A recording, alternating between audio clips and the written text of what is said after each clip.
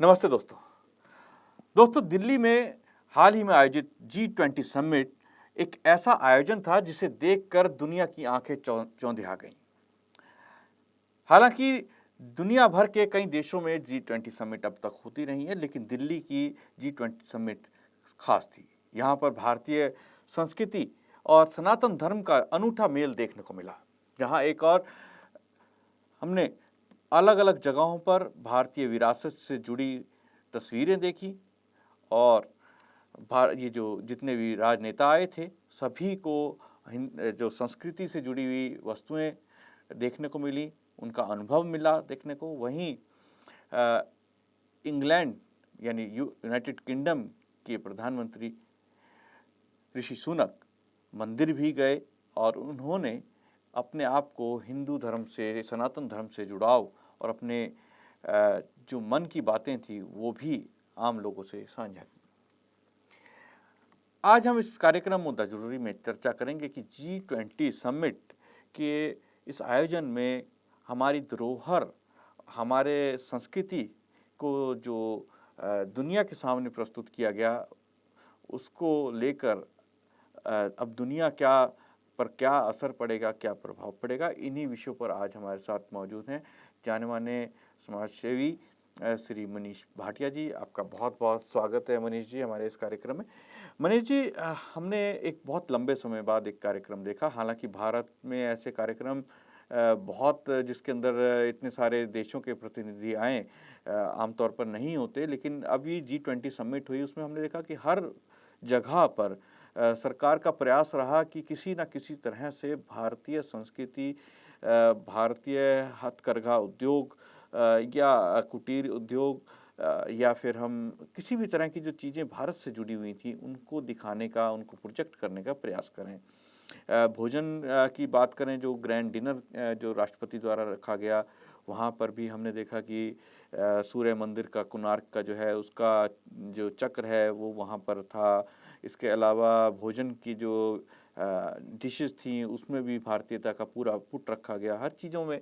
तो आपको क्या लगता है कि अब समिट खत्म हुई तो सनातन धर्म को लेकर जो बातें चल रही थी कुछ समय पहले, और दुनिया ने अब जो सनातन धर्म के बारे में यहाँ देखा जाना, तो दुनिया पर क्या प्रभाव आएगा? धन्यवाद अमित जी, आपने आज एक ज्वलंत मुद्दा उठाया है। जो भी हम लोगों ने देखा कि सनातन धर्म के ऊपर इस देश के अंदर लोगों ने सनातन धर्म को गाली दी, सनातन धर्म को बीमारी के रूप में बताया और इस तरीके की बातें करके जो है कहीं ना कहीं अपनी संस्कृति को,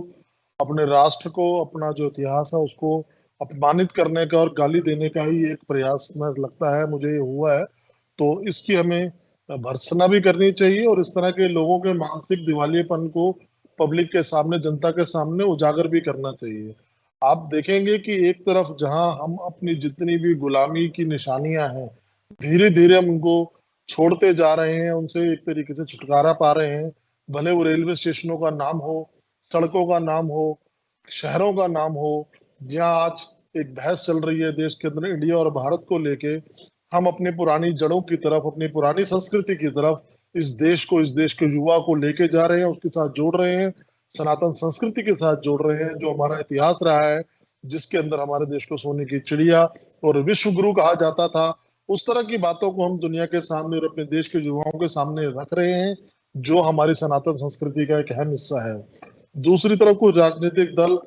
जो के अभी चुनाव आने वाले हैं लोकसभा के, उन चुनावों के अंदर किसी प्रकार का एक राजनीतिक ध्रुवीकरण करने के लिए सनातन धर्म को गाली दे रहे हैं, एक छोटे से मुद्दे के लिए अपनी संस्कृति को गाली दे रहे हैं। तो मुझे लगता है ये जो उनका प्रयास है, ये इतना बड़ा G20 जो सम्मेलन है जिसमें भारतीय संस्कृति की, सनातन की जो झलक हमारे प्रधानमंत्री आदरणीय मोदी जी ने पूरे विश्व के सामने रखी है, तो उनकी जो इस तरीके की जो उन्होंने हरकत करी है, सनातन धर्म को गाली देने की, सनातन धर्म के बारे में बुरा भला बोलने की, उसके सामने इतनी लंबी लकीर खींच दी है कि उनकी बातों का मुझे लगता है कि अब कोई प्रभाव नहीं पड़ेगा और आने वाले चुनाव में जनता उनके इस बयान के लिए, इस तरह के वक्तव्यों के लिए, इस तरह की सोच के लिए उनको अच्छा सबक सिखाएगी।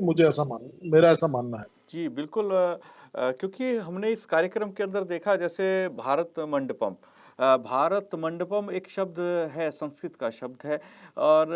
मंडपम जो है, जैसे मंदिर हैं साउथ के, उनके गर्भगृह के आगे के हिस्से को कहा जाता है वसुधैव कुटुंबकम। या फिर हम प्रधानमंत्री मोदी जी के अगर भाषण की बात करें तो उसमें भी उन्होंने कई जगहों पर संस्कृत के श्लोक का इस्तेमाल किया और लोगों को समझाने का प्रयास किया कि भारतीय संस्कृति में किस प्रकार से कहा गया है कि सब लोगों को एक साथ लेकर आगे बढ़ा जाए। इस प्रकार के उन्होंने जो मंत्रों का भी उसमें उल्लेख किया अपने भाषण के दौरान। और ये सब होने के बाद, ये देखने के बाद एक ऐसे विश्व के एक ऐसे मंच पर जिसे आज बहुत सारे जो राजनीति के जानकार हैं वो कहते हैं कि यूनाइटेड नेशंस के बाद अभी G20 सबसे मजबूत एक संगठन बन चुका है, क्योंकि इसमें दुनिया की 80% आबादी जो है वो मौजूद है, जो देश जिसमें 80% आबादी रहती है। तो ऐसे समय में भारतीय संस्कृति की एक खुले मंच पर पूरी तरह से उसको दिखाना, उसको प्रोजेक्ट करना, जिस प्रकार से भारत शब्द का इस्तेमाल किया गया प्रधानमंत्री जी के सामने जो उनकी नेम प्लेट के आगे, तो ये आपको क्या लगता है कि आने वाले समय में भारत एक जो लोग कहा करते थे विश्व गुरु की तरह उभरेगा या होना चाहिए, तो उस सब में क्या माना जा सकता है कि ये एक शुरुआत है एक नए युग की, जहां भारत की संस्कृति, भारत की वैल्यूज़, भारत के वेदों की, भारत के ग्रंथों की, संस्कृत भाषा की, इन सब चीज़ों की रिकॉग्निशन दुनिया भर में फैलेगी और लोग इसको दोबारा से विश्व गुरु के दर्जे के तौर पर मानने लगेंगे? देखिए, आपने बोला कि भारत को विश्व गुरु के रूप में मान्यता मिलेगी, ये आपका प्रश्न है। मेरा इस पे आपसे ये कहना है कि गुरु का कर्तव्य क्या होता है? गुरु का कर्तव्य होता है कि सभी को सही मार्ग प्रशस्त करना, सही राह दिखाना, सबके साथ समानता का व्यवहार करना, पिछड़ों को, अगड़ों को, सबको साथ लेके चलना, किसी के साथ किसी प्रकार का भेदभाव नहीं करना। तो मुझे लगता है कि जो G20 सम्मेलन के जितने भी वहां पर रेजोल्यूशन पास हुए हैं, तो भारत ऑलरेडी विश्व गुरु की, जो मुझे लगता है, गद्दी पे बैठ चुका है, क्योंकि इस सम्मेलन के अंदर जितने भी उनके रेजोल्यूशन पास हुए उसके अंदर उसने मार्ग प्रशस्त किया है पूरी दुनिया का, कि दुनिया को एक परिवार के रूप में देखा जाना चाहिए, दुनिया का एक ही भविष्य है, सब लोग मिलके चले। अगर अफ्रीकी देश इस संगठन से नहीं जुड़े हुए थे तो भारत ने पहल करके उनको, उस अफ्रीकी देशों का जो संगठन है, पूरे अफ्रीका महाद्वीप को इस संगठन को जोड़ा, उसको अपने इस G20 के प्रोग्राम में। तो मुझे लगता है कि वो अघोषित रूप से तो भारत विश्व गुरु के स्थान पे आ गया है और अब उसको मौका मिल रहा है दुनिया के सामने अपनी संस्कृति को, अपनी वैदिक संस्कृति को, अपनी सनातन संस्कृति को रखने का और उसको बताने का कि उसकी सोच एक देश तक, एक समूह तक, एक जाति विशेष तक, एक धर्म तक सीमित नहीं है। वो मानव मात्र का विकास चाहती है, पूरी धरती के ऊपर शांति चाहती है, पृथ्वी चाहती है, पूरी पृथ्वी के ऊपर सभी लोग खुशहाल रहें, खुश रहें। यही हमारी संस्कृति है और किस प्रकार से इसको हासिल किया जा सकता है, तो उसकी दिशा में भारत कदम बढ़ा चुका है। भारत उस दिशा में आगे बढ़ रहा है, पूरे विश्व को उसकी तरफ बढ़ने के लिए मार्ग प्रशस्त कर रहा है। पूरी दुनिया आज भारत को उस दिशा में जाते हुए देख रही है। भारत का सम्मान, भारत के प्रति लोगों की सोच, दृष्टिकोण बदल रहा है और मुझे लगता है कि जो हमारी सनातन संस्कृति है, जिसके ऊपर हमें गर्व भी है, और वो भी आज के समय में उतनी ही प्रासंगिक है जितनी हमारे प्राचीन काल में थी, क्योंकि मानव सभ्यता से लेके आज तक कुछ ऐसी समस्याएं हैं जिनका समाधान केवल और केवल हमारी संस्कृति की जो सोच है, या जिस प्रकार से हमारे ग्रंथों में, हमारी संस्कृति में उन चीजों के बारे में बताया गया है, उसी के द्वारा उसको प्राप्त किया जा सकता है। किसी भी तरीके से लड़ाई के दम पे, युद्ध के दम पे किसी के साथ कोई आप फाइनेंशियल डील्स करके उसको अचीव नहीं कर सकते हैं। सबका विकास होना चाहिए, हर जो पिछड़े हुए हैं उनको आगे बढ़ने के लिए सबको आगे लेके साथ बढ़ना चाहिए। तो यही हमारी संस्कृति दिखाती है, यही बताती है और मोदी जी इसी की तरफ अग्रसर हैं। पहले उन्होंने देश के अंदर इस चीज को एक तरीके से स्थापित किया और अब पूरे विश्व में स्थापित कर रहे हैं। तो मुझे लगता है जो विश्व गुरु तो भारत पहले भी था, आज भी है। हाँ जी, जिस प्रकार से हमारे देश के प्रधानमंत्री जी ने इस सनातन संस्कृति के द्वारा इस वसुधैव कुटुंबकम के इस मंत्र को पूरे देश में स्थापित किया, आज वो पूरे विश्व में उस मंत्र को स्थापित करने की तरफ आगे बढ़ चुके हैं। पूरा विश्व आज भारत को देख रहा है कि भारत किस प्रकार से आगे बढ़ता है, भारत किस प्रकार से इस अपने जो मंतव्य को आगे स्थापित कर सकता है। दुनिया की सब महाशक्तियां आज भारत के इस लक्ष्य को प्राप्त करने में उसके साथ खड़ी हैं, उसके समर्थन में खड़ी हैं। तो मुझे लगता है कि हमें भी इस बात पे गौरवान्वित होना चाहिए और भारतीय संस्कृति और सनातन संस्कृति का जो एक एक हमारा इतिहास रहा है प्राचीन संस्कृति का, उसकी मुझे लगता है कि आज भी उतनी प्रासंगिकता है और भारत विश्व गुरु बनने की राह पे आगे बढ़ चला है। जी, बिल्कुल। मनीष जी, इसमें एक और हमारे को एक तस्वीर देखने को मिली जिसमें ब्रिटेन के जो प्रधानमंत्री हैं ऋषि सुनक, वो मंदिर में जाते हैं, वहाँ पूजा अर्चना करा उन्होंने और उसके अलावा उन्होंने एक बयान भी दिया कि मुझे इस बात का गर्व है कि मैं हिंदू हूँ और मेरी जो जड़ें हैं वो भारत से जुड़ी हुई हैं। इसी प्रकार से जो बहुत सारे उनके बयान आते रहे हैं और ब्रिटेन के प्रधानमंत्री के द्वारा इस तरह की चीज़ें करना और इसी प्रकार हमें बहुत सारे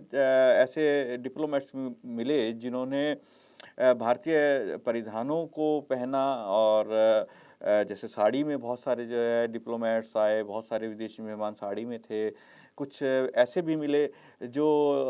हिंदी में बोलने का प्रयास कर रहे थे। तो हम कुल मिला के इसे क्या कह सकते हैं, आज सनातन संस्कृति का विस्तार दुनिया में या लोगों का आकर्षण किस प्रकार से बढ़ रहा है आज? हाँ। हमें जी, जो भारतीय मूल के लोग हैं विश्व के किसी भी कोने में हों वो, तो वो जो इस संस्कृति से मूल्यों से जुड़े हुए हैं, जिन्होंने अपने आप को उन देशों में स्थापित कर लिया है, उनकी जो आने वाली जनरेशन्स हैं, अगर वो उनको वैल्यूज वो चीजें अगर ट्रांसफर कर पाए हैं, तो वो लोग अपने देश के अंदर अपने देश का नाम भी रोशन कर रहे हैं, आगे बढ़ रहे हैं और इस भारतीय संस्कृति का भारतीय होने का गर्व भी हम लोगों को करा रहे हैं। जिस प्रकार से आपने बताया कि प्रधानमंत्री ऋषि सुनक मंदिर में गए, हिंदू होने का गर्व अपने आप को कहते हैं कि मुझे हिंदू होने पे गर्व है, तो वही चीज तो हमारे मोदी जी करते हैं। परंतु हमारे देश के कुछ घिसे पिटे नेता जो दिवालिया हो चुके हैं, उनको लगता है कि ये सांप्रदायिकता है, उनको ये चीज समझ में नहीं आती। परंतु जो ब्रिटेन का प्रधानमंत्री आज कर रहा है, तो आज उसके देश के अंदर उसका विरोध नहीं हो रहा। क्यों? वो अपनी आस्था, अपनी संस्कृति को पूरा महत्व दे रहा है और अपनी जो ड्यूटीज हैं, जो उसके कर्तव्य हैं, उनका भी ईमानदारी से निर्वहन कर रहा है। तो मुझे लगता है कि ये चीज बहुत अच्छी है। जिस संस्कृति को हम मानते हैं, जिसकी वजह से हमें जीवन में कुछ मिला है, उसके लिए अगर हम आगे बढ़ के उसके ऊपर अपना गर्व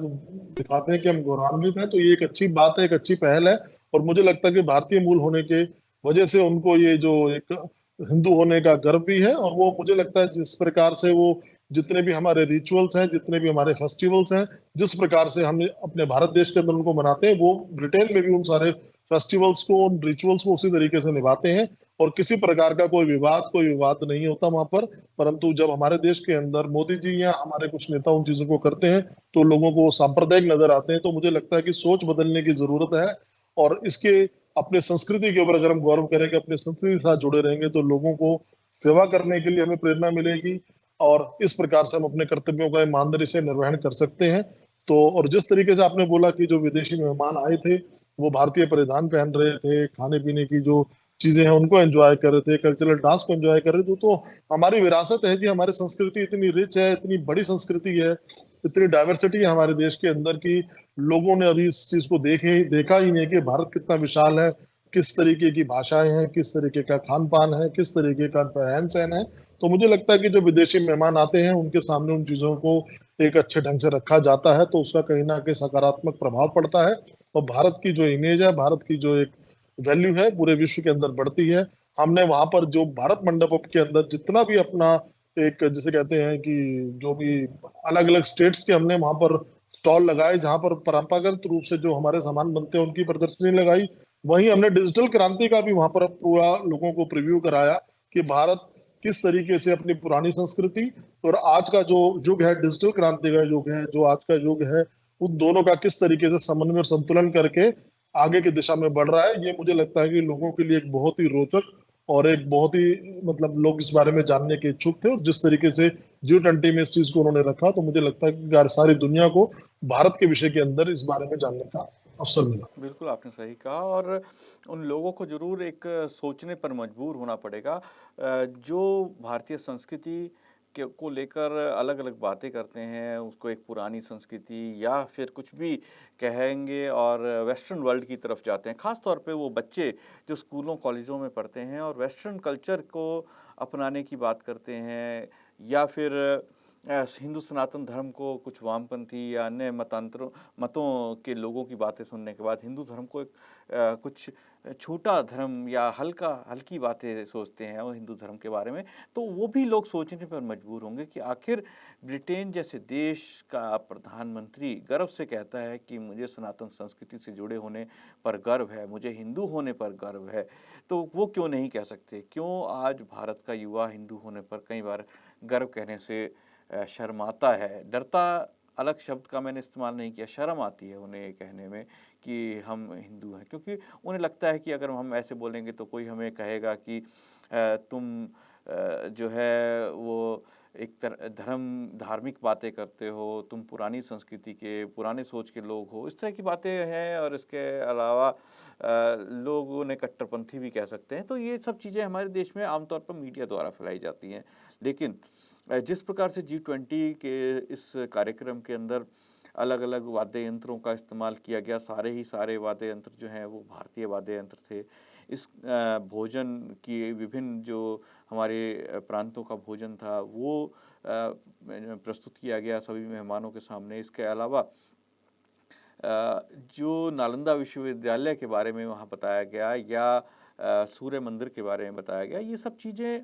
एक ऐसी चीज़ थी, इतिहास है, भारत का गर्व करने वाला इतिहास है, जिसे जब दुनिया ने देखा कि आखिर ये तक्षशिला या